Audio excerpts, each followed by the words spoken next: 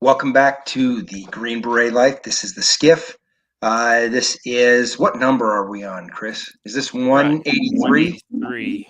Yep. This is Chris's last show, at least for a while. So tonight, obviously we're normally on Thursday. It'll be interesting to see how many people show up tonight. I know we did say we were going to be on Tuesday, but we decided to do Tuesday instead of getting caught up in all of the Thanksgiving stuff. And we are just going to sort of shoot the shit tonight and sort of talk about whatever comes up. So obviously there's a bunch of stuff in the news right now. Israel is still a big issue. Bunch of stuff is going on out right now with X is suing, Elon Musk is suing Media Matters, which is a garbage, just like the ATL or ADL, a garbage organization. And the Trump's Truth Social is suing a bunch of these same miscreants who basically go out there and make up stories and basically try to scare off advertisers. And they're funded all by George Soros and left-wing activist groups, and who knows where else they get their money from. But they're just garbage organizations, and they're being exposed for what they are. The other big story is all of the news released on the January 6th tapes.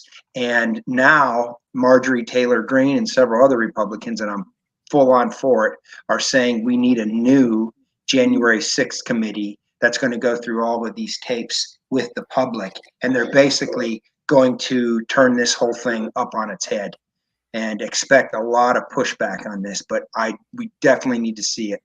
The Astros 5, got a quick question. How do you think the Green Berets should handle this recruiting crisis?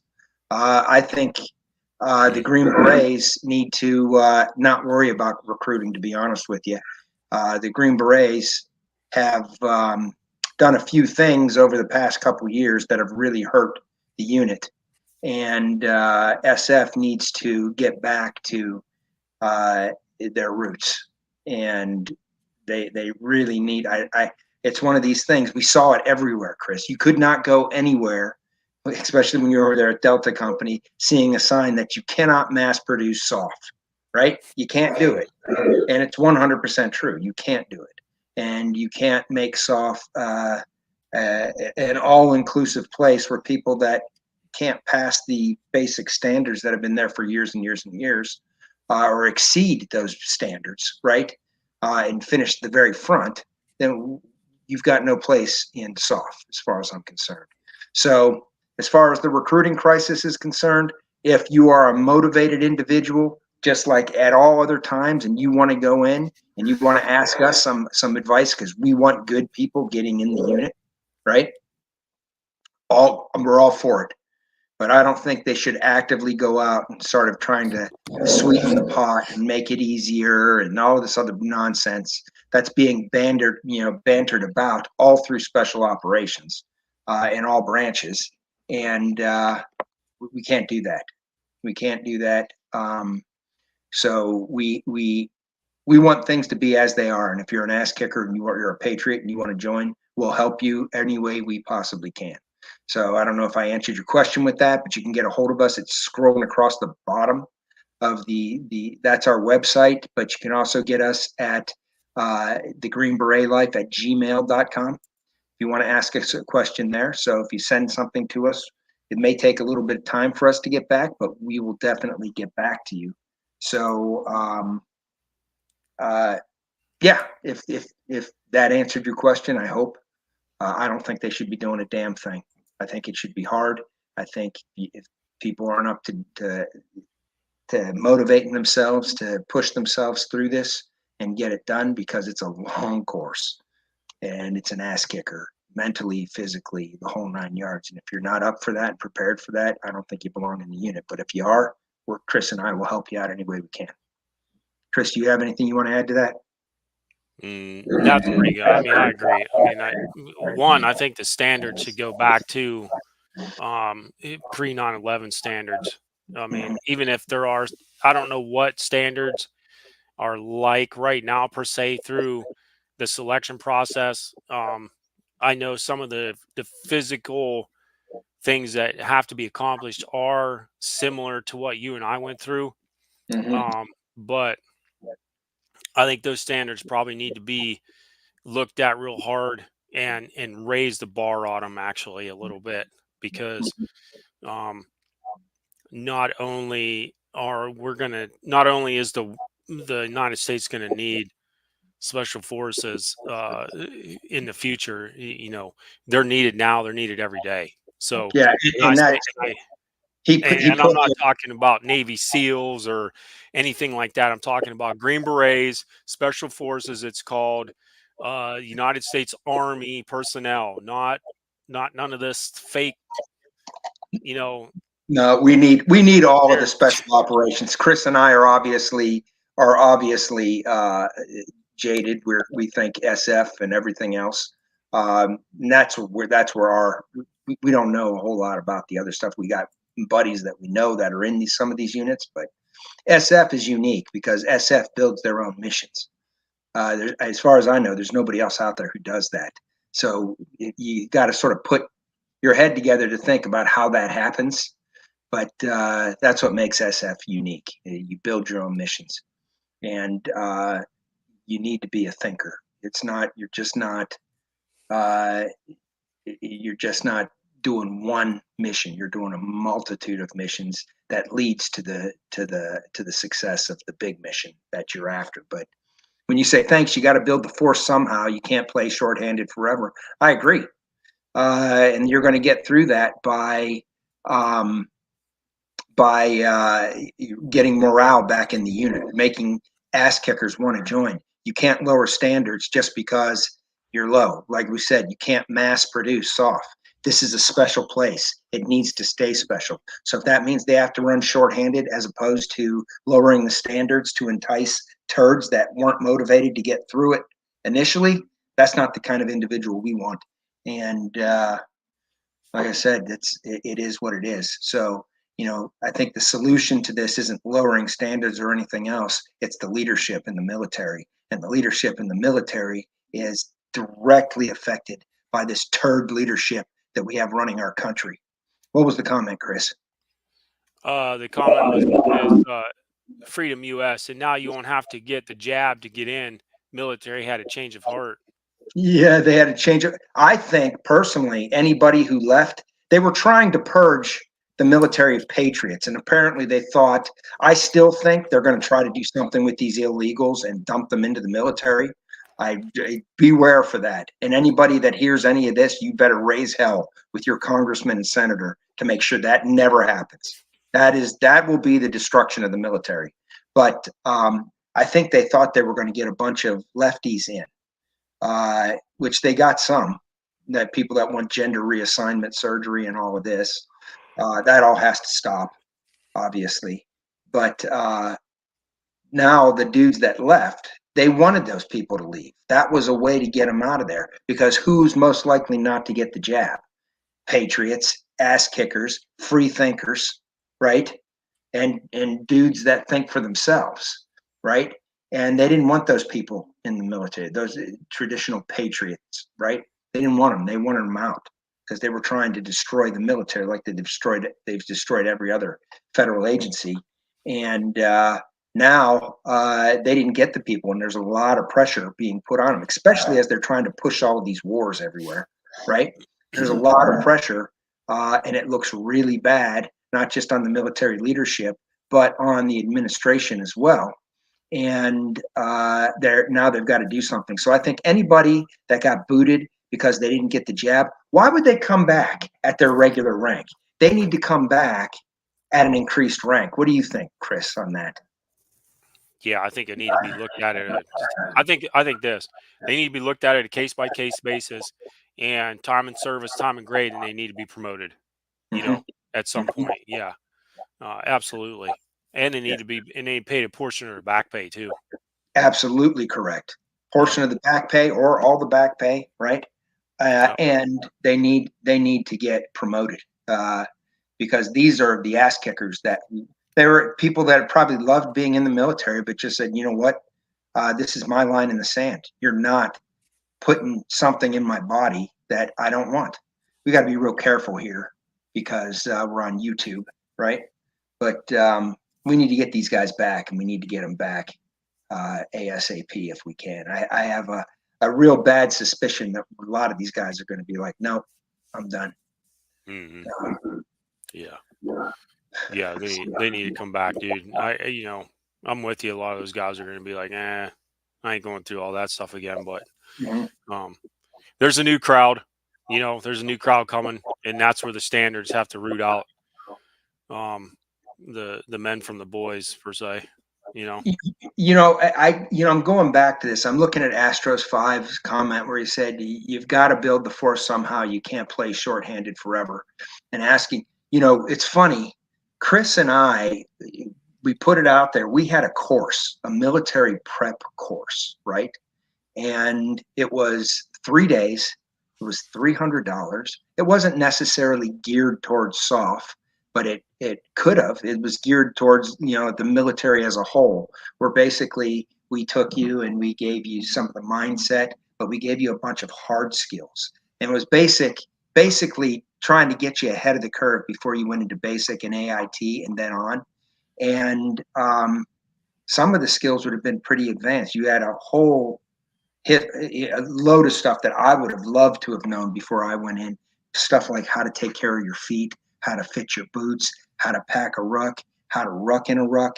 And then we got into more advanced stuff, specific knots that you're going to need to know, a whole slew of those. And then we got into land navigation, terrain association, taught you how to use a military grid and read the terrain. This stuff, if you were planning on going to the Q course, this stuff would have all been invaluable. And people didn't want to take it. They didn't want to pay the $300.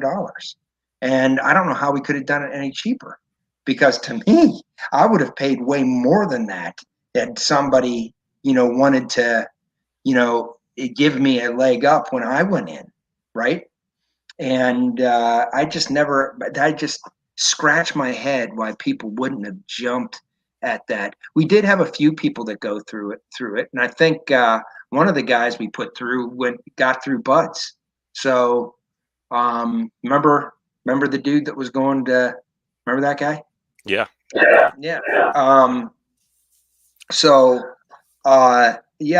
I've always scratched my head on that because I thought that was just a winner for 300. We try to keep it as affordable as possible. 3 days for $300, and you're basically getting years worth of knowledge packed into those 3 days. It's such an advance going in that it didn't matter what you were going to do in the military. It was going to put you ahead of the curve. But doesn't that always seem odd to you, Chris? Didn't that just like on paper seem like that was just going to be a winner for people? Yeah, and I think one of the big things was, one of our big takeaways was one of the guys, excuse me, got out of the military and wanted to go back in, right? Mm-hmm. And then he's already went through basic training and stuff, but he really was interested in going further than what he did, and was kind of saddened that he actually got out. This was pre-COVID, of course.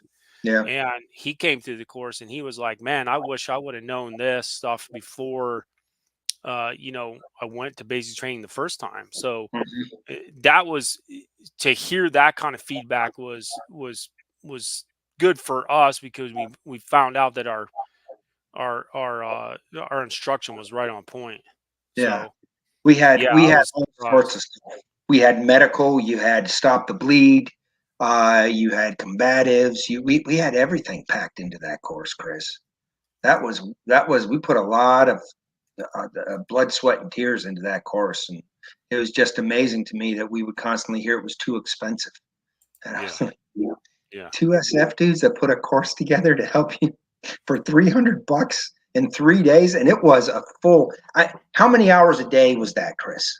I mean, this was not 8-hour days. This was, through into the night, through the night. I mean, this was a fire hose of information, and I don't know, maybe we didn't market it right or something along those lines, Chris. But boy, we heard about it over and over again. Groups of, I'm going into I'm going to be a pararescue. I'm going to go into MARSOC. I'm going to go SF. I'm going to become a SEAL. All of this. And oh no, $300 is too expensive for. It was nothing. $300 is nothing. Mm-hmm. You know? Yeah, I mean, this was a while ago too. Now we're talking inflation and things like that. I mean, even it's still, I think even still 300 right now would be, you know, would be fine. But Yeah. who knows? Yeah, You know. it's amazing on that. Like I said, and this gets back to the question of if you can't, you can lead a horse to water, you can't make the horse drink. So there's lots of people who says, "I'm going to go and do this, and I'm going to be that, or whatever it is." Right? I'm going to be a ranger. I'm going to do. Okay, talk is cheap. Okay, there's very few people that make the decision they're going to do it, and I'm not going to fail, and I'm going to do whatever I possibly can. And those are the only people to still answer this same question again, Astros 5. Those are the same people that we want. We want the people, not that happen just to be the most gifted people in the world, right? We want the people that have the determination to make themselves proficient in what they need to be proficient in, right? Not the gazelle, not the dude who shit comes naturally to, the person who will work for it and make the sacrifice and the commitment and have the ability to endure to because those are the guys we want. And I would imagine those are what SEALs want. That's what we want in on in SF. I'd imagine that's what MARSOC wants. I'd imagine that's what pararescue wants. All of that, right? Because the difference between somebody in special operations is just the ability to endure and suck it up and drive through it. Put yourself on zombie mode. Drive through the suck, right? And make that commitment to not fail and be good at what you were going to do. So, anything you want to add to that, Chris? Yeah, and we talk about this all the time. And I got a little story for later too.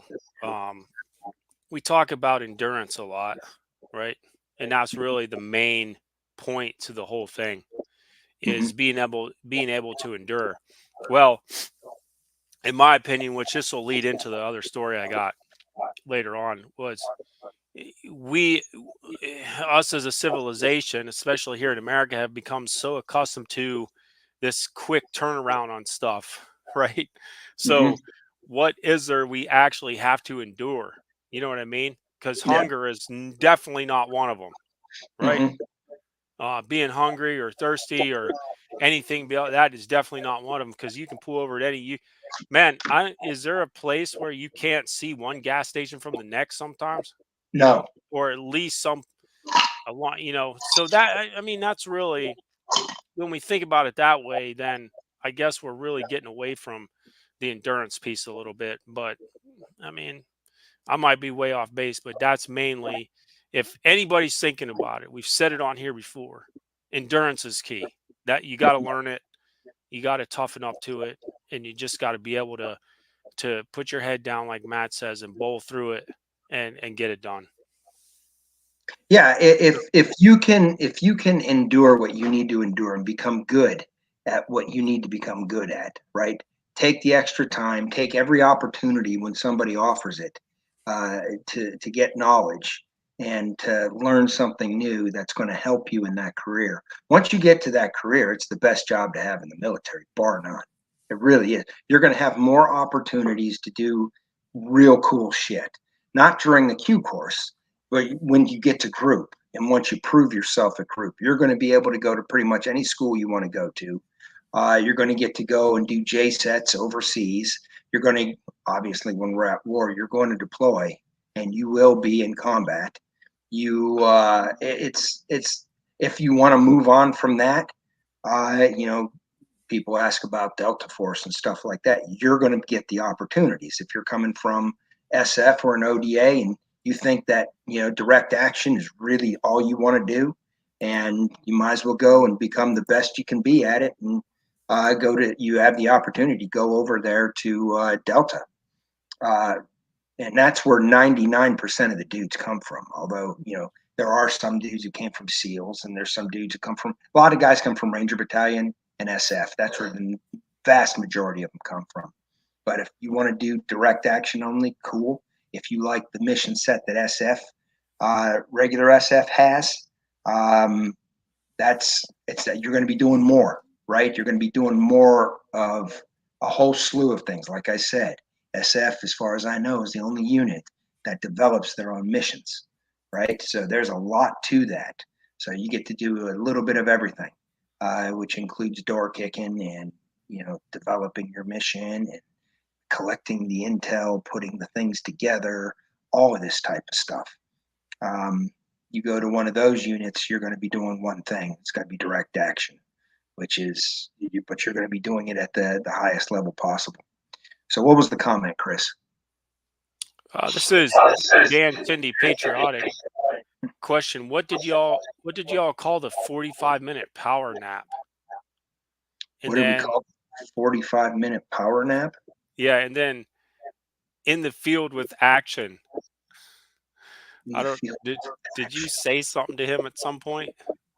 Not that I know of. I mean, some of Dan's ideas are pretty strange, right? Oh. So I think he's thinking of a 20-minute combat nap or something along those lines. And maybe he heard that. I don't know what Dan is talking about. I don't know anybody guys sleeping in the field. Yeah. No. Especially on mission. Ain't nobody sleeping on mission. They're all no. rock star and I mean whatever else. The power shots. I had like 3 or 4 of those things in my carrier. Yeah. Yeah. 5-hour energy, that was it, or so. I had like 3 or 4 of them. Monster's the only one I went with. Wait, remember those damn, what was with the horse on the front of it? Rippets. Remember those things they were giving us? Oh, they tasted like, I don't know, was the flavor cough syrup? Is that what it was? Hey, they had a couple flavors: milk of magnesia, cough syrup, and something else. He says, "Shut up, Matt." Y'all both laughed about it. It was called something that I obviously can't recall. All right, man. I don't know. I don't know what he's talking about right now. I have no idea what he's talking about. But oh man, shit. You wanna talk about Israel for a little bit? Yeah. Hey, while I'm mentioning that, that's on Telegram. You can see on Telegram, it's scrolling across the bottom of the screen now. I'm following a couple people on that do live reporting from Israel, and I'm posting whatever. It's the guy seems like a pretty good source, and there's a couple on there, but you can follow that on Telegram. He does a really good job on it. So, and I just recently heard tonight that the parliament came to an agreement that should take place in 24 hours to at least get some hostages out of Gaza Strip. Here's the thing with that. And when Hamas is talking about a ceasefire, Hamas is only thinking about a way to regroup. That's it. And damn well, I fear a lot of these hostages, Chris, and I think you are on the same line here, may not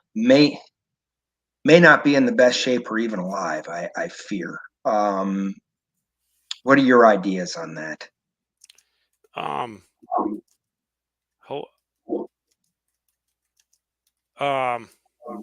So yeah, they just reported today that they found a lady that she was supposed to be an Israeli lady that was in her 70s. That this Hamas is reporting has died.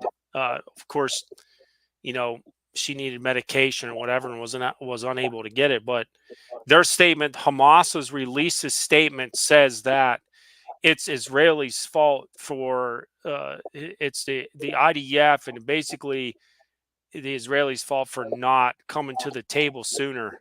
Well, did we forget that you took her out of your house? They literally took her away from her house, out of Israel. So now you're trying to point the finger at somebody else? Come on, man. These guys deserve to die. Yeah, Hamas is trying to say it wasn't Hamas that committed this attack. Now, have you heard this one, Chris? Yes. You're putting it Yeah. out saying, "Oh, it wasn't." Oh, okay. Then how do you have the hostages? Right? This is so much bullshit. The whole thing is bullshit. You now saw that the Israelis must have hacked into the camera system because you can see them with hostages in the hospital. Right? Remember, the hospitals are just there, and all of the mainstream media outlets were pushing Hamas's propaganda that they're just there tending to the sick and the ill. They killed a female IDF soldier in the hospital. Um, this organization needs to be stamped out of the earth, okay, of any recollection of who they are. And the only reason why they're calling for a ceasefire is because they're getting their ass handed to them and they're losing places to run to. Did you see that Germany is going to be taking a bunch of refugees from Gaza? I didn't see that. That is so stupid. That is Yeah. so stupid. It is unbelievable. I'm fearing they're going to come here too. We just can't ever allow this to happen. No, isn't it funny? None of the Arab countries are taking any of them. None of the Arab countries are taking one refugee. You know, Yeah. the Jordanians like we don't want them. The Saudis are like we don't want them. Right? The Qataris, we don't want them. Right? The Lebanese, they're not taking them. Right? Even though Hezbollah has basically run out of Lebanon and Syria, they're not. Nobody's taking them. The whole Arab world, nobody is taking these refugees. Yeah. So Yeah. What does that tell you? What does yeah. that tell the world about the Middle East? Mm-hmm. Right? What does Oh, that tell you? You and I know this stuff. mm-hmm. This is common knowledge for the American people who don't know that ever watch this show on this particular moment. This is common knowledge throughout the military. Okay, because we've seen it firsthand. We've dealt with it. There's a lot of veterans that dealt with this stuff and seen it. And you're exactly hearing it right now, right? You're exactly hearing it. Why don't they want these people? Yeah, Why? it's Think about amazing. it. Chris, I Yeah. think we ought to get off of YouTube right now because we're skirting around that area where we're going to get struck again, and we want to speak freely. So, for all of you out there that are watching on YouTube, thanks for joining us on YouTube. Please come over and join us at Rumble, where we can be a little freer in our conversation. YouTube doesn't allow that. They don't recognize the First Amendment here, and they say, "Oh, we're a private corporation." They're not. They take government money. Um, but that's neither here nor there. This administration wants them to censor people like Chris and I. And we're going to go over to Rumble right now and Odysee. Please come and join us. Our address, we're under the Green Beret Life over there. So please come and join us over there, and we'll see you over there momentarily.